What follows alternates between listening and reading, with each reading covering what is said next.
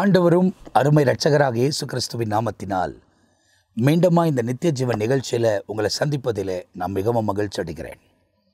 கடந்த நாட்களெல்லாம் கர்த்தர் கண்மணி போல காத்து இந்த நாளை கர்த்தர் நமக்கு தந்து காலையிலிருந்து இந்த மாலை வரை தேவன் கூட இருந்து நம்மை வழிநடத்தி கொண்டு வந்திருக்கிறார்.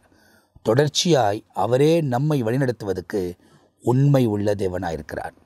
நாம் ஆராதிக்கிற தேவன் பொய் சொல்லுவதில்லை, அவர் மனம் மாறுவதில்லை, அவர் சொன்னதை சொன்னபடியே செய்து முடிக்கிறவர். எனவே இந்த உலக வாழ்க்கை நமக்கு நிரந்தரமானதல்ல, இது தற்காலிகமானது, எப்போ வேணாலும் முடிந்து போகலாம். ஆனால் அந்த இடத்துல நம் நித்தியத்தில் போய் தேவனோடு கூட சஞ்சரிக்க வேண்டுமானால் கிறிஸ்துவின் உபதேசத்தை கை கொண்டு இருந்தால் மாத்திரம்தான் பிதாவின் சந்தோஷத்துக்குள் பிரவேசிக்க முடியும் என்பதை நாம் தெளிவாய் துல்லியமாய் அறிந்து கொள்ள வேண்டும். வசனத்தின்படி வாழ்ந்தால்தான் தேவனோடு கூட சஞ்சரிக்க முடியும். வசனத்தின்படி நடந்தால்தான் தேவனோட நித்திய காலமாய் இந்த நித்திய ஜீவனுக்குள்ளே நம்மால் பிரவேசிக்க முடியும். காரணம் 2 இருக்கிறது. ஒன்று நித்திய ஜீவன், இன்னொரு நித்திய ஆக்கினி தீர்ப்பு. தேவனுக்காக வாழாதவர்கள் எவ்வளோ கோடிகளாக இருந்தாலும் அவர்கள் நியாய தீர்க்கப்பட்டு அக்கினி கடலிலே தள்ளப்படுவார்கள் என்பதில் சந்தேகமே கிடையாது. இப்போ கிறிஸ்துவுக்குள் யாரெல்லாம் மரித்து தேவனோடு கூட வாழ்ந்தார்களோ அவர்களெல்லாம் பரதேசையில் இலைப்பாரி கொண்டிருக்கிறார்கள். கிறிஸ்தவர்கள் அல்ல நான் சொல்கிறது, கிறிஸ்துவுக்குள் வாழ்ந்தவர்கள். கிறிஸ்துவுக்குள் வாழ்ந்தவர்கள் என்றால் கிறிஸ்துவின் உபதேசத்தை கை கொண்டு வாழ்ந்தவர்கள். சரியா? கிறிஸ்துவின் உபதேசத்தை கை கொண்டு வாழ்ந்தவர்கள், அவர் சொன்ன நியமத்தின்படி தன்னை காத்து கொண்டவர்கள். அதுக்கான முயற்சி எடுக்கிறாங்க பார். முயற்சி எடுத்து நான் தேவனுக்காக வாழ வேண்டும் என்ற இருதயத்தில் எண்ணங்கள் இருக்கிறது பாரு. அவங்களெல்லாம் கர்த்தர் ஆவியாலே பலப்படுத்தி, ஆவியானவர் பலப்படுத்தி அவங்க எல்லாரையும் முன்னேற்றத்துக்குள் நடத்துவதற்கு அவரே சர்வ வல்லமையுள்ளவர். அதுக்காக தான் ஆவியானவர் நமக்கு கொடுக்கப்பட்டார். ஆண்டவர் பரமேறி போகும்போது சீஷர்களுக்கும் சொன்ன விஷயம் அதுதான். போன பகுதியில் நாம் பார்த்தோம், அத்தனை சீஷர்கள் எங்கெங்கே மரித்தார்கள் என்பதை நாம் பார்த்தோம். அப்படி பார்க்கையில் எல்லாரும் ஒரு இடத்துல மரித்திருந்தார்கள். அதை திரும்பமாய் ஒரு விசை உங்களுக்கு சொல்ல நான் விரும்புகிறேன். அதுக்கு காரணம் என்ன? ஆவியானவர் எங்களோடெல்லாம் பலப்படுத்தினார். யூதாஸ் அவன் பிறந்தில்லாவிட்டாலே நலமாக இருக்குமே என்பதை இயேசு சொல்லுகிறதை நாம் பார்க்கிறோம். அவனை மாத்திரம்தான் அவர் எழுந்துட்டார். அவனுக்கு ஒரு பேரை சொல்கிறார். என்ன சொல்கிறார் அப்படின்னாக்கா, சன் ஆஃப் தி ப்ரெடிக்ஷன். கேட்டியின் மகன் கெட்டு போனானே அல்லாமல் வேறு ஒருவரையும் நான் இழக்கவில்லை என்பதை அவர் ஜெபித்த ஜெபத்திலே அவர் பிதாவுக்கு தெரியப்படுத்துகிறதை யோவான் 17 அதிகாரத்தில் நாம் தியானித்திருக்கிறோம். அப்போ அவன் ஆண்டு கொண்டு சாவறான். அவன் ஆண்டு கொண்டு செத்ததுக்கு காரணம் என்ன? மாசில்லாத குற்றமற்ற ரத்தத்தை நான் காட்டி கொடுத்து விட்டேனே அப்படின்ற அவனுக்கு உணர்வு ரொம்ப லேட்டாக வருது.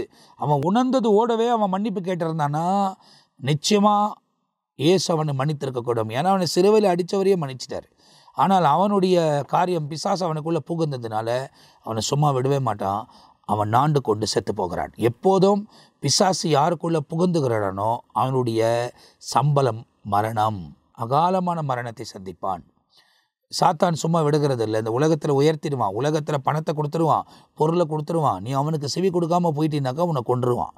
இதுதான் சாத்தானுடைய வேலை. ஆகையால் தான் யோவான் 10:10 சொல்லப்பட்டிருக்கிறது, திருடன் திருடவும் கொல்லவும் அழிக்கவே வருகிறான் என்று வேறு ஒன்றுக்கும் வரான். நானோ உங்களுக்குள்ள ஜீவன் உண்டாயிருக்கவும் அந்த ஜீவன் பரிபூரணப்படவும் வந்தேன் என்பதை இயேசு சொல்லியிருக்கிறதை வேதாகமத்தில் நமக்கு தெளிவாய் எழுதப்பட்டிருக்கிறது. அதை நாம் தியானித்திருக்கிறோம். அப்படியானால் இந்த இடத்துல நீங்கள் பார்ப்பீங்கன்னா இவன் அந்த இடத்துல 30 AD செத்ததாக சரித்திரத்தில் எழுதப்பட்டிருக்கு. யார்? யூதாஸ். அடுத்தது மத்தாயஸ் சாகிறார். அவர் எப்போ சாகிறார் அப்படின்னா, அவரை கல் அடித்து அவர் தலையை வெட்டி சிரசேதம் பண்ணி சாகடிக்கிறாங்க. சிரியாவில் ஆன்டிகோக் அப்படின்ற ஒரு இடத்துல 80 AD. அதாவது யோவான் இன்னும் சற்று கொஞ்ச நாள் இருக்கிறார். ஆனால் இவர் மத்தாயஸ் 80 AD வைக்கும், அதாவது கிபி 80 வரை அவர் உயிர் வாழ்ந்திருந்ததாகவும் அவர் அந்த இடத்தில் கொல்லப்பட்டதாகவும் மத்தாயசு குறித்தும் சரித்திரத்தில் சொல்லப்பட்டிருக்கிறது. அடுத்தது பீட்டர் ரோமில் கொல்லப்படுகிறார். இவர் 54 56 கொல்லப்படுகிறார். ஏன் அப்படின்னா இவரால் தன்னை அடுக்கிக் கொள்ளவே முடியாது. இயேசுவை சொல்லாமல் அவரால் இருக்க முடியாது. ஒருவேளை அவங்கெல்லாம் கொஞ்சம் கொஞ்சம் மறிஞ்சு வாழ்ந்து கொஞ்ச நாள் முடிந்ததுனால அவர் 80 ஆண்டு வரைக்கும் மத்தாயஸ் இருந்திருக்கிறார். ஆனால் பேதுருவெல்லாம் பயங்கரமாக எழும்பி முதலாவது பிரசங்கத்தை செய்யும் போதே 4000 பேர் ரட்சிக்கப்படுறாங்க. நிறைய இடங்களுக்கு கடந்து போகிறார். அவள் நிழல் தொட்டு சுகமாகிறது.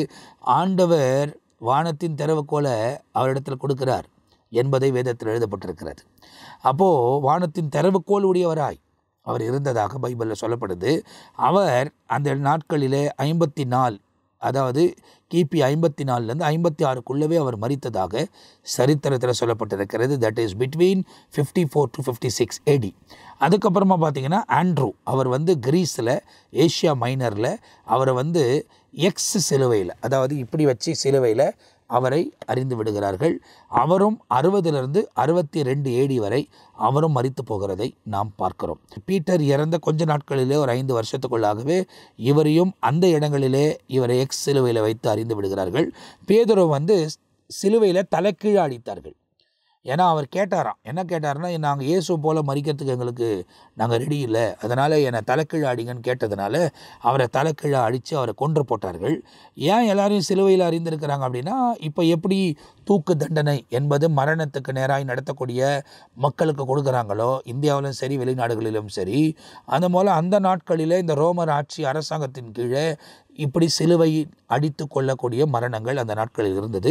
அதனாலே தான் இயேசுவையும் அவர்கள் சிலுவையில் அறிகிறார்கள், இந்த பேதுருவையும் தலைக்கீழாய் சிலுவையில் அறிந்து கொன்று போடுகிறார்கள். ஆண்ட்ரூவும் அப்படி தான் ஒரு எக்ஸான சிலுவையில் அறிந்து அவரை கொன்று விட்டார்கள். அடுத்தது யாக்கோபு, இவர் தான் இயேசு கிறிஸ்து மரித்து அடக்கம் பண்ணப்பட்டு 3ஆம் நாள் எழும்பி பரமேறி போய் ஆவியானவர் இறங்கி வந்து அதுக்கு பிறகு ஊழியம் பார்த்தார். ஒரு 11 வருஷத்துக்கிட்ட தான் ஊழியம் செஞ்சிருக்கிறார். அந்த நாட்களிலே இவர் தலையை ஏரோது சிரசேதம் பண்ணுகிறார். 44 ADயில் அவர் எருசலேமிலேயே அவர் மரித்து போகிறார். ஆனால் அந்த இடத்துல பார்த்தீங்கன்னா அவர் ஸ்பெயினுக்கும் கடந்து போய் சுவிசேஷங்கள் அறிவித்ததாக சரித்திரத்தில் சொல்லப்படுகிறது. அதுக்கப்புறமா பத்ரேமியூ, அவர் அதாவது நத்தானியல் சொல்லக்கூடியவர் அர்மேனியாவில் டர்க்கியில் அவரை வந்து தோலை உரிச்சி அவரை கொலை செய்கிறார்கள். 70 ADயில் அவர் மரிக்கிறார். அதுக்கப்புறமா லேவி என்னக்கூடிய மத்தேயு எத்தோப்பியாவில் அவரை வந்து கோடாலினால், இந்த வெறுகு வெட்டுறோம் தெரியுமா கோடாலி, அந்த கோடாலினால் அவரை வெட்டி கொலை செய்கிறார்கள் எத்தோப்பியாவில். ஏன்னா அது ஆப்பிரிக்கா தேசம், எத்தோப்பியா அது வந்து பயங்கரமான நாடு. அந்த இடத்துல அவர் கொலை செய்யப்படுகிறதாய் நாம் பார்க்கிறோம். அடுத்தது தாமஸ் இந்தியாவுக்கு வருகிறார். இந்தியாவுக்கு வந்து அவரும் 72 ADயில், ஏன்னா இவங்க ஒருவருக்கு ஒருவர் மடித்தது அவர்களுக்கு தெரியாது. ஆனால் அங்கங்கே ஏற்பட்ட சரித்திரம் தான் இவங்கெல்லாம் கண்டுபிடித்து நமக்கு எழுதி கொடுத்துருக்குறாங்க. ஏன்னா அந்த நாட்களில் இந்த மாதிரி ஃபோன் வசதியோ எந்த காரியமும் கிடையாது. கொஞ்ச நாள் கூட இருந்திருப்பாங்க. அதுக்கப்புறமா ஆண்டவர் சொன்ன மாதிரியே பிரிந்து அவர்கள் உலகம் முழுவதும் பரவ ஆரம்பித்து விட்டார்கள். அந்தந்த நேரத்தில் அவர்களை அங்கங்கே கொன்று போட்டார்கள். காரணம் இயேசுவின் நாமத்தை அறிவித்ததுனால. 1வது நூற்றாண்டிலே அந்த இக்கட்டுகள் இருந்தது. இப்போது 21ஆம் நூற்றாண்டிலும் அந்த இக்கட்டுகளை நாம் பார்க்கிறோம். அதாவது பிரவீன் படகாலா அவரை கொன்றார்கள். அதை வந்து வேறு மாதிரி கேஸை மாற்றி என்ன நடத்திட்டு இருக்கிறாங்க, அது நமக்கு தெரியல. ஆனால் அவரை கொன்றார்கள். இப்போ சார்லி கர்க் அவரையும் அந்த இடத்துல பார்த்திங்கன்னா அசாசினேட் பண்ணிட்டாங்க, அவரை கொன்னுட்டாங்க. இவர்களெல்லாம் இயேசுக்காக வைராக்கியமாய் வாழும்போது இவர்கள் இந்த நாட்களில் இருக்கக்கூடிய ஆயுதங்களிலே அவர்கள் கொண்டு போடுகிறார்கள். ஆனால் அந்த நாட்களிலும் கொன்றப்பட்டார்கள். ஆனால் கிறிஸ்துவுக்குள்ளே உண்மையாக அவர்கள் மரித்திருந்தால் 1000 வருஷ அரசாட்சியில் இரும்பு கோலால் ஆளுகை செய்வார்கள். இப்போது அவர்கள் பரதேசியில் இலைப்பாரி கொண்டிருப்பார்கள். ஆனால் கிறிஸ்துவுக்காக யார் நடக்காமல் வாழ்ந்திருக்கிறார்களோ அவங்கெல்லாம் பாதாளத்தில் வைக்கப்பட்டிருக்கிறாங்க. நியாய தீர்ப்பு வருது. அந்த நியாய தீர்ப்பு முடிஞ்ச பிறகு அவங்களை அக்கினி கடலில் தேவன் தள்ள போகிறார். ஏன் அவங்களுக்கு நியாய தீர்ப்பு அப்படின்னா, அவங்க என்ன செஞ்சாங்கன்னு சொல்லுவார், காமிப்பார். அதுக்கு பிறகு தான் அவங்களை நியாய தீர்ப்பார். ஏன்னா நம்ம நியாயம் விசாரிக்கிறவர் நீதி உள்ள நியாயாதிபதி. 1000 வருஷம் அரசாட்சிக்கு பிறகு அந்த சம்பவங்கள் நடக்கப் போகிறது. அவங்களெல்லாம் அக்கினி கடலில் கர்த்தர் தள்ளுவார். அடுத்தது நீங்கள் பார்த்தீங்கன்னா தாமஸ் இந்தியாவுக்கு வந்து நம்ம சென்னை பகுதியில் தான் Saint Thomas Mount, little mount பகுதியில் நீங்கள் பார்க்கலாம். தாமஸ் மவுண்ட்னு சொல்லி இருக்குது. அதுக்கப்புறமா சென்ட் தோமா சர்ச்சில் அவர் அடக்கம் பண்ணி அந்த காரியங்கள் வைத்திருக்கிறதா நான் போய் பார்த்துட்டு வந்தேன். நான் போகும்போது என்னை பாஸ்ட் ஒருத்தர் கூட்டிகிட்டு போயிருந்தாங்க. நிறைய முறை சென்னைக்கு போயிருக்கிறேன், அங்கெல்லாம் போனதில்லை. ஆனால் அங்கே போகும்போது அவங்க என்னை கூட்டிகிட்டு போனாங்க. அப்போ அவங்களோடு கூட சேர்ந்ததை நான் பார்த்தேன். அவர் 72 ADயில் ஈட்டினால் குத்தி கொலை செய்யப்படுகிறார் என்பதாக சரித்திரத்தில் எழுதப்பட்டிருக்கு. அப்புறமா லிட்டில் ஜேம்ஸ், அவரை குறித்து பைபிளில் நமக்கு சொல்லப்பட்டிருக்கிறது. இன்னொரு யாக்கோபு, அவர் வந்து எகிப்து தேசத்தில் அடித்தே கொன்றார்கள். அதெல்லாம் எவ்வளோ கொடுமையாக இருந்திருக்கும் கொஞ்சம் யோசித்து பாருங்கள். கிறிஸ்துவுக்காக அந்த நாட்களிலே அவர்கள் எல்லாம் உயிரை கொடுத்தார்கள். 66 ADயில் அவர் அடித்து கொல்லப்பட்டிருக்கிறார். அதாவது அடுத்தது டாடஸ் யூதா, அர்மேனியாவில் அவரையும் சிலுவையில் அறிந்து 72 ADயில் கொண்டிருக்கிறாங்க. அடுத்தது நீங்கள் பார்த்தீங்கன்னா சைமன் த ஜலைட், அவரும் அர்மேனியா தான்.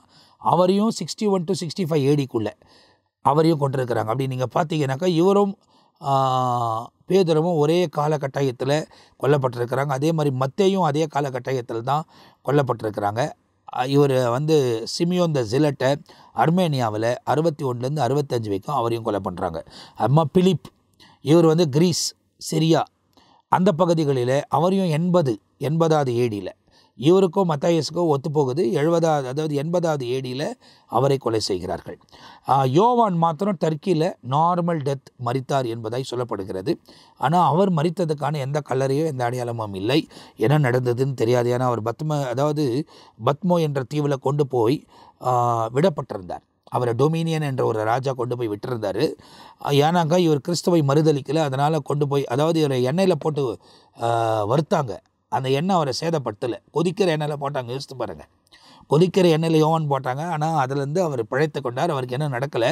அவரை கொண்டு போய் பத்மோ என்ற தீவில் விட்டாங்க. அங்கே சுண்ணாம்பு கற்கள் நிறைந்திருக்குமா, எதுவுமே கிடைக்காது. ஆனால் அந்த இடத்துல அவர் ஜீவனோடு இருக்கவும் கர்த்தர் அவர் அந்த வயதான காலத்திலும் அவரை பாதுகாத்திருக்கிறார்.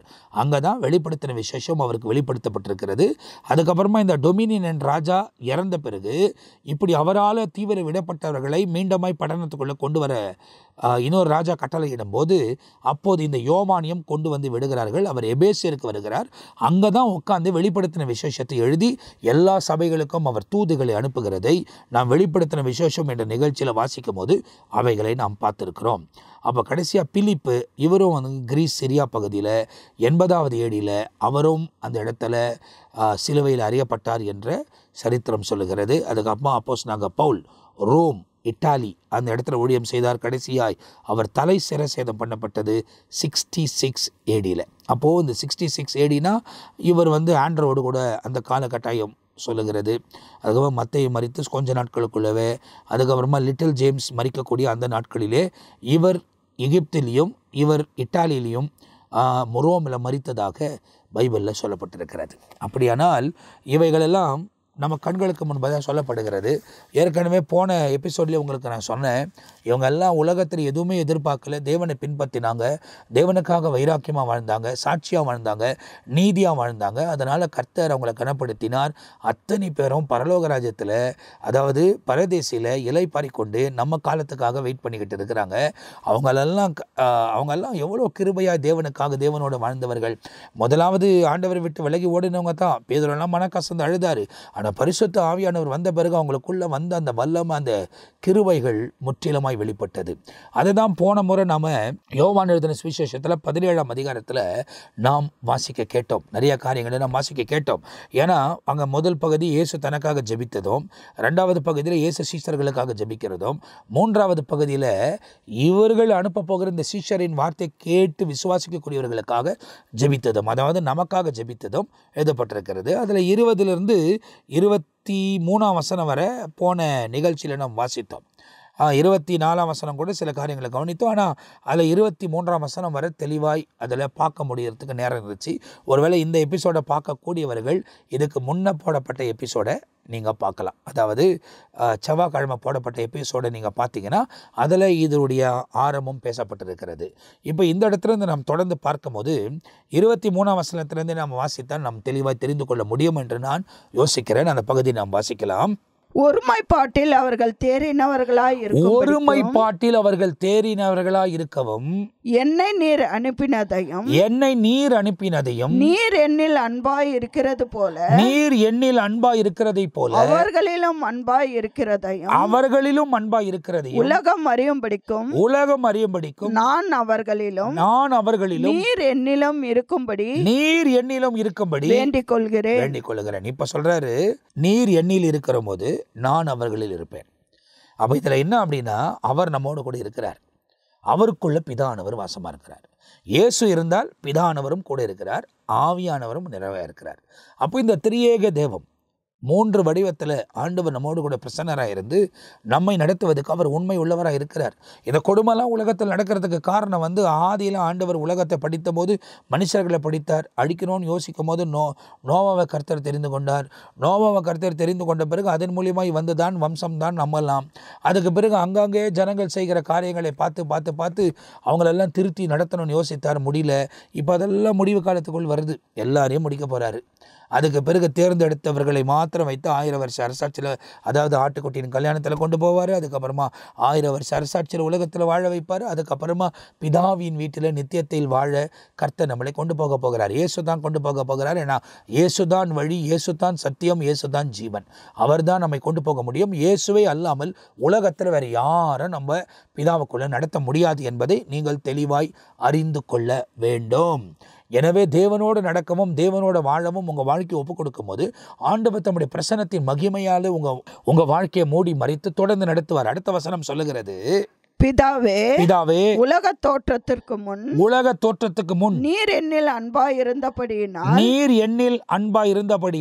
எனக்கு தந்த என்னுடைய மகிமையை நீர் எனக்கு தந்தவர்கள் காணும்படியாக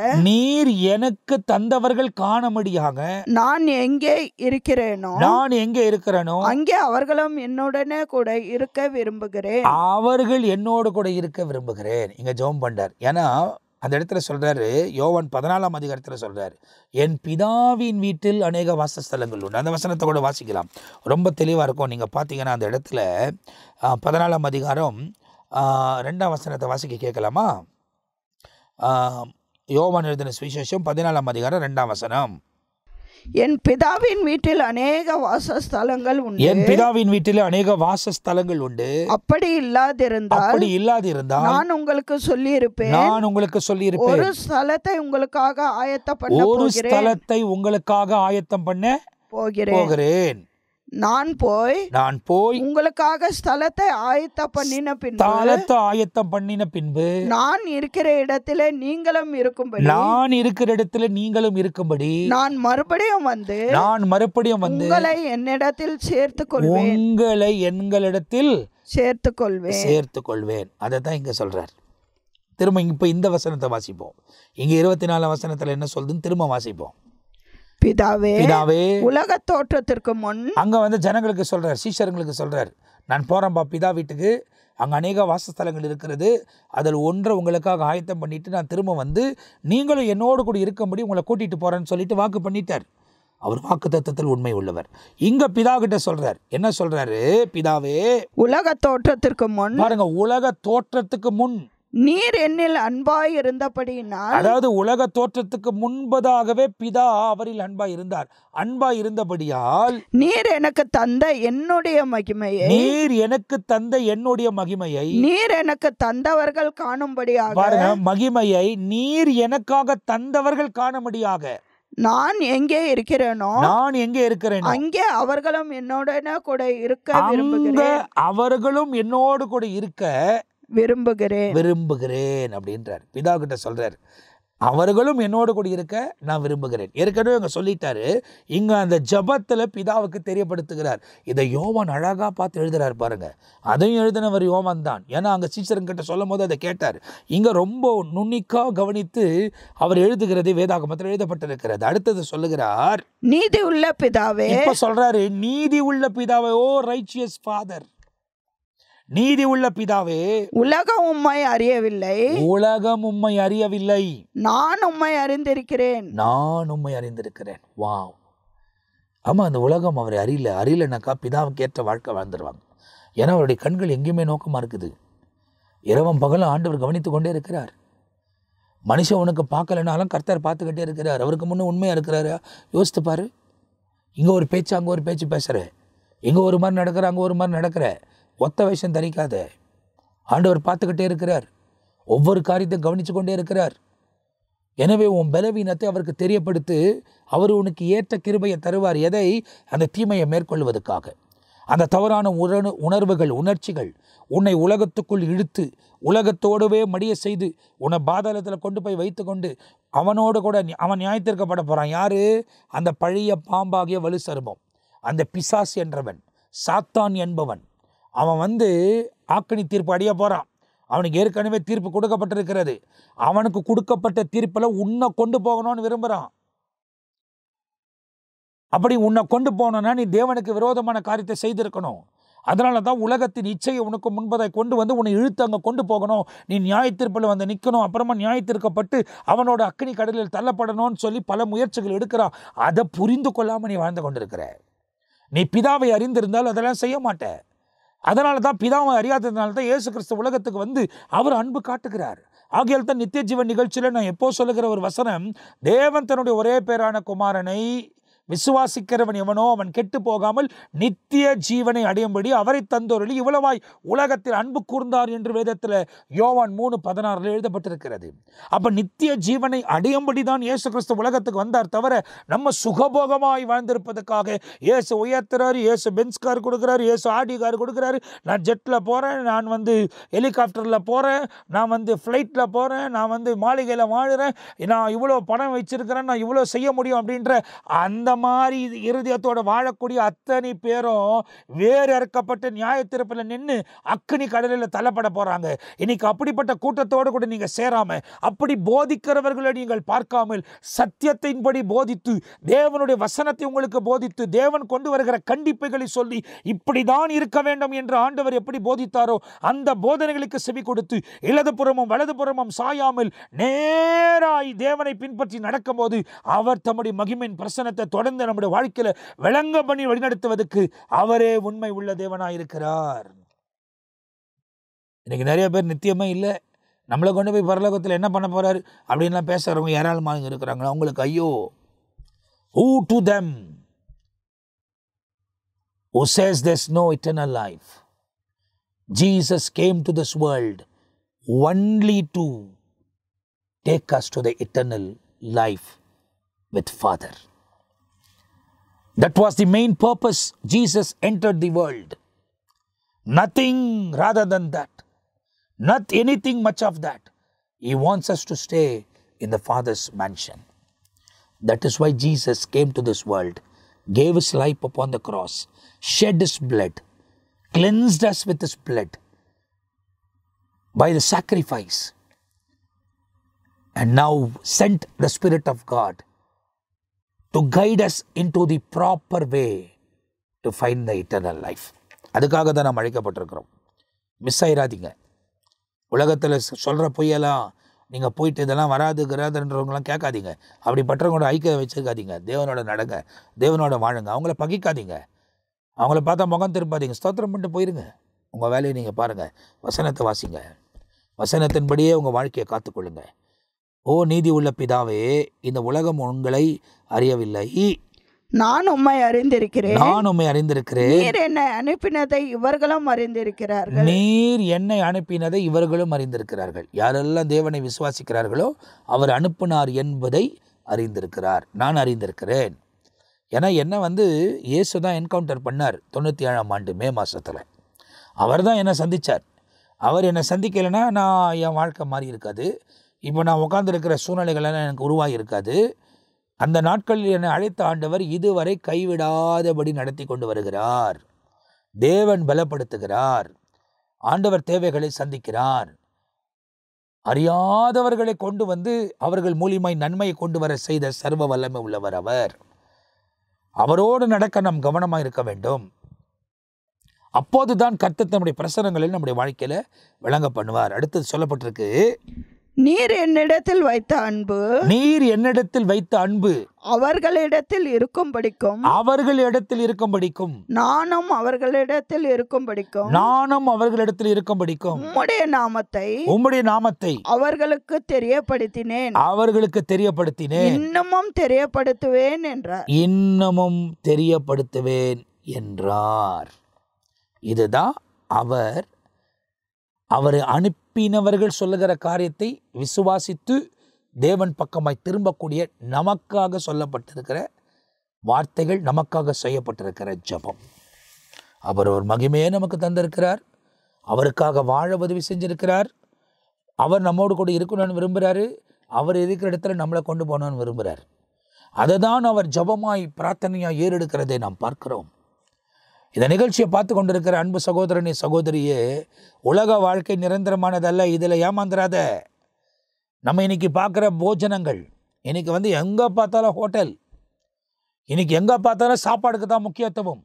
எங்கே ஹோட்டலுக்கு போகலாம், என்ன சாப்பிடலாம், எங்கே என்ன விற்கிறாங்க, எங்கே என்ன வறுக்கிறாங்க, என்ன பொரிக்கிறாங்க, இதை தான் மனுஷனுடைய இருதயத்தில் ஓடிக்கொண்டிருக்கிறது. தவிர ஆண்டவர் நமக்கு கொடுத்திருக்கிறதை சமைத்து வீட்டில் சாப்பிட்டுட்டு மற்ற ஆண்டவர் கொடுத்திருக்கிற வேலையை கவனித்து கொண்டு ஆராதிக்குவதற்காக நம்மை ஒப்புக் கொடுப்பதும், தேவனுக்கு கீழ்ப்படிந்து நடப்பதுக்கு ஒப்புக் கொடுப்பதும், இரவும் பகலும் வசனத்தை தியானிப்பதில் நம்மை ஒப்புக் கொடுப்பதும் இல்லாமல் உலக பிரகாரமாய் ஓடிக்கொண்டிருக்கிறோம். இன்னைக்கு நீங்கள் வேலை செய்கிறீங்க, தப்பில்லை. வியாபாரம் செய்கிறீங்க, தப்பில்லை. அதெல்லாம் செய்ய வேண்டியது தான். ஆனால் எல்லாவற்றையும் நீதியான முறையில் செய்யணும். தேவனுக்கு கொடுக்க வேண்டிய நேரத்தை, இடத்தையும் கொடுக்கணும். அவரை ஆராதிக்க வேண்டிய நேரங்களில் அவரை ஆராதிக்கணும். நீங்கள் எந்த வேலையை பார்த்து கொண்டு இருந்தாலும் உங்கள் இருதயம் தேவனோடு கூட இணைக்கப்பட்டு இருக்கணும். அப்படி இருக்க இருக்க இருக்க தான் கர்த்தர் தம்முடைய மகிமையின் பிரசன்னத்தை நம்முடைய வாழ்க்கையில் விளங்க பண்ணி அற்புதமாய் நடத்துவதற்கு அவர் உண்மை உள்ள தேவனாய் இருக்கிறார்.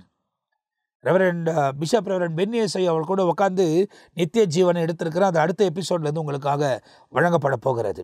அப்போ அவரோடு கூட பேசும்போது ஏற்கனவே பேசின விஷயம்தான், ஆனால் மீண்டும் அந்த கவனத்துக்கு கொண்டு வரும்போது எனக்கு ரொம்ப சந்தோஷமாக இருந்துச்சு. காரணம், சாமுவேல் தீர்க்கதரிசி, அதாவது சவுல் தப்பு செஞ்சிட்டாரு அப்படின்னு சொல்லி தெரிந்து கொண்டு அவர் தாவீதை அபிஷேகம் பண்ணுவதற்காக ஆண்டவர் அவரை ஈசாயின் வீட்டுக்கு அனுப்புகிறார். அப்படி போகும்போது எல்லா குமாரர்களும் நிறுத்தி இருக்க வேண்டும், அங்கே நான் பலியிட வருகிறேன் என்று சவுலுக்கு தெரியாதபடி தேவன் சொல்லி அனுப்புகிறார். பல காரியங்கள் அதை நாம் தியானித்திருக்கிறோம். அங்கே இவர் போகிறாரு, எல்லா பிள்ளைகளும் நிறுத்தி இருக்கிறோன்னா அவர் நிறுத்துறாரு. ஈசாய் நிறுத்துறாரு, ஆனால் தாவீது இல்லை. அப்போது சாமுவேல் முதலாவது நிற்க வைத்தவனே இவனான்னு கேட்குறாரு. ஆண்டவர் இல்லைன்றாரு. அப்போது அந்த கான்வர்சேஷனை பாருங்களேன். ரெண்டாவது நான் கேட்குறேன், இவனா? ஆண்டவர் இல்லைன்றார். அப்போது ரெண்டு பேருக்கும் அந்த சம்பாஷணை, அவர் பேசுகிறதுக்கும் இவர் பதில் கொடுக்குறார், பேசுகிறதுக்கும் பதில் கொடுக்குறார். 8 பேரும் அதே மாதிரி நடக்குது, பதில் கொடுக்குறாரு, ஒன்றுமே நடக்கலை. அதுக்கப்புறமா வேறு யாராவது இருக்கிறாங்களான்னு சாமுவேல் கேட்குறாரு. அப்போது ஆமாம், ஒருவன் சிறுவன் இருக்கிறான், ஆடுகள் மேய்த்து கொண்டு இருக்கிறான், அவனை கொண்டு வாங்கன்னு சொல்கிறார். அப்போ அதுக்குள்ளேயும் நீங்கள் சாப்பிடுங்கன்னு சொல்லுவாங்க. இல்லை, அவன் வர வரைக்கும் என் கையை நினைக்க மாட்டேன், நான் சாப்பிட மாட்டேன் அப்படின்னு சாமுவேல் உட்காந்துருக்கிறார். அப்படி உட்காந்துருக்கும் போது தாவீதை கொண்டு வராங்க. தாவீது வந்தவொடனே எழுந்து நில்லுன்னு கர்த்தர் சொல்கிறார். அவர் சாமுவேல் எழுந்து நிற்கிறாரு. அவர் ஆடு வைப்பன் தான், ஆனால் கர்த்தர் அவரை பார்த்த விதம் ராஜாவை பார்க்கிறார். காரணம் என்ன? இந்த தாவீதின் இருதயம் கர்த்தரோடு கூட இணைக்கப்பட்டிருந்தது. வனாந்தரத்தில் ஆராதித்து கொண்டே இருந்தார். வனாந்தரத்தில் ஒரு ஆராதனை சத்தம், ஒரு துதியின் சத்தம் தேவனுடைய காதுகளுக்கு பிரியமாக இருந்தது. தானியேலை, அதாவது தாவீதை கர்த்தர் தேர்ந்தெடுத்தார்.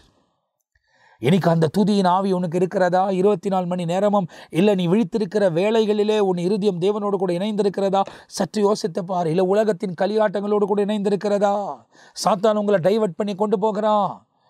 ஸ்போர்ட்ஸ் கூட பார்க்க வேண்டியது தான், ஆனால் அதிலேயே மூழ்கி இருக்க கர்த்தர் சொல்லலை. அதை தாண்டி நாம் தேவனோடு கூட நடக்க வேண்டிய வாழ்க்கை முறைகள் இருக்கிறது. அப்போ ஒவ்வொரு காரியத்திலும் நம்ம கவனமாக இருக்கணும்.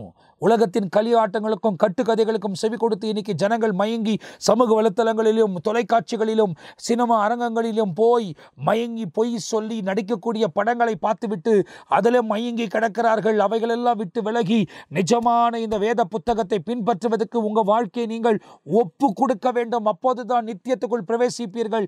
இல்லை அத்தனை பேரும் ஆக்கினி தீர்க்கப்படுவீர்கள் என்பதை தெளிவாய் அறிந்து கொள்ள வேண்டும். அப்போ இந்த பகுதியே போன பகுதியிலிருந்து தொடர்ச்சியாய், ஏன்னா இன்னைக்கு இதே பகுதியை தான் செவ்வாய்க்கிழமை தியானித்தோம். ஆனால் வெள்ளிக்கிழமையும் இதை தியானிப்பதுக்கு இதை முடிப்பேன்னு சொல்லியிருந்தேன். அதனால் சொல்கிறேன், சீசரங்கள்லாம் எப்படி மரித்தாங்கன்னு பாருங்கள். அதுக்கு பின்பதாய் நிறைய பேர் இருக்கிறாங்க இயேசுக்காக வைராக்கியமாக இந்த நாட்களில் எழுப்பப்பட்டவர்கள். இயேசு உயிரோடு கூட எழும்பும்போது ஒரு சீஷர்கள் 2 பேர் பார்க்குறாங்க. அவங்கெல்லாம் கூட ஆண்டவரோடு கூட அவர் நம்மோடு கூட பேசும்போது நம்ம இருதயம் கொழுந்து விட்டு எரியவில்லையா அப்படின்னு கேட்குறாங்க. அவருடைய வார்த்தைகள் நம்மை உருவாக்கும். இனிக்கும் ஆவியானவர் உங்களோடு கூட பேசி கொண்டிருக்கிறார். நாம் இந்த பூமிக்குரியவர்கள் அல்ல.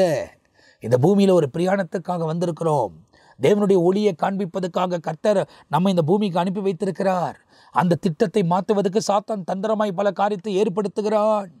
அவைகளெல்லாம் தாண்டி தேவனுக்கு முன்பதாய் நிற்கக்கூடிய பாத்திரங்களாய் இந்த உலகத்தில் வாழ நம்மை அர்ப்பணிக்கும் போது ஆண்டவர் தம்முடைய மகிமையின் பிரசன்னத்தை நம்முடைய வாழ்க்கையில் விளங்க பண்ணி அற்புதமான பாதையில் நம்மை வழிநடத்துவதற்கு அவரே உண்மை உள்ள தேவனாயிருக்கிறார். அவரை பற்றி கொள்ளுங்கள், நித்திய ஜீவனுக்குள்ளே பிரவேசிப்பீர்கள். எனவே இந்த நிகழ்ச்சியில் இந்த 17ஆம் அதிகாரம் பூரணமாய் முடிக்க கர்த்தர் உதவி செய்திருக்கிறார். அற்புதமானவர், ஆலோசனை கர்த்தர், நித்திய பிதா, சர்வ சிருஷ்டிக்கும் எஜமானன், அந்த சராஸ்திரங்களை ஆளுகிறவர் நம்மோடு கூட இருக்கிறார். அவரை உறுதியாய் பற்றி கொள்ளுங்கள். அவரை மீறி நமக்கு ஒன்றுமே நடக்காது. ஒருவேளை உயிரியே தனக்காக தன் நாமத்துக்காக இழக்க வேண்டிய சூழ்நிலை வந்தாலும் எழுந்துருவோம், நித்தியத்துக்குள் பிரவேசிப்போம். இதே உலகத்தில் 1000 வருஷம் மகிமையாலும் மூடப்பட்டு அரசால போகிறோம். 1000 வருஷம் அதனால் தேவனோட நடங்க, தேவனோட வாழுங்க, வசனத்தின் வெளிச்சத்தில் வாழுங்க. இயேசு உங்கள் வாழ்க்கையில் மேன்மையான காரியங்களை செய்வார். நாம் ஜெபிக்கலாமா? நல்ல பிதாவே, இந்த மாலை நேரத்தில் உம்மை நன்றி நிறைந்த இருதயத்தோடு நான் துதிக்கிறேன், நம்மை ஸ்தோத்தரிக்கிறேன். வசனத்தை தியானிக்கவும் வசனத்தை ஆராயவும் கர்த்தர் தருகிற கிருபைக்காக ஸ்தோத்திரம். ஆவியானவரே, நீரே பிரசன்னராக இருந்த நம்முடைய வசனங்களை உங்களோட பேசினீங்க. தொடர்ந்து பயன்படுத்துங்க. உங்கள் நாமத்தை மகிமைப்படுத்த இரக்கம் தாங்க. இந்த வார்த்தைகளை கேட்டுக்கொண்டிருக்கிற ஒவ்வொருவரையும் ஆசீர்வதிங்க. அவங்க எடுக்கிற முயற்சிகளை வாய்க்க பண்ணுங்க, குறைகளை நிறைவாக்குங்க. சத்துருவின் கிரியைகளுக்கும் அந்தகாரர்களின் ஆதிக்கங்களுக்கும் வானமண்டல பொல்லாத ஆவிகளுக்கும் விலகி காத்து நன்மை, இரக்கம், கிருபை, தயவும் வழங்க பண்ணி பரிசுத்த ஆவியானவர் கூடவே இருந்து மேன்மையான காரியங்களை செய்ய வேண்டுமாய் இயேசு கிறிஸ்துவின் வல்லமையுள்ள நாமத்தில் ஜெபிக்கிறோம்.